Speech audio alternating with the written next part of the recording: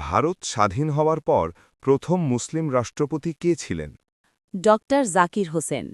ভারতের হর্ষবর্ধনের সময়কাল থেকে আধুনিক সময় পর্যন্ত ঐতিহাসিক তথ্যের সংরক্ষণে কাদের ভূমিকা বেশি? মধ্যযুগীয় মুসলিম ঐতিহাসিকদের, যেমন আবুল ফজল, বাদাউনি। তাদের লেখা থেকে ভারতের বিশাল ইতিহাস জানা যায়। শাহী ওয়ালিউল্লাহ দেহলভি কে ছিলেন?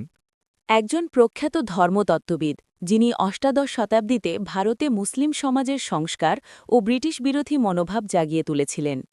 ভারতের সুফি সাধকরা সামাজিকভাবে কী অবদান রেখেছিলেন? নিজামুদ্দিন আউলিয়া ও খাজা মঈনুদ্দিন চিশতির মতো সুফিরা জাতি ধর্ম নির্বিশেষে মানুষের মধ্যে ভ্রাতৃত্ব ও মানবতার বাণী প্রচার করেছিলেন। আধুনিক বিজ্ঞানে ভারতের কোনো মুসলিম নারী কি বিশেষ অবদান রেখেছেন?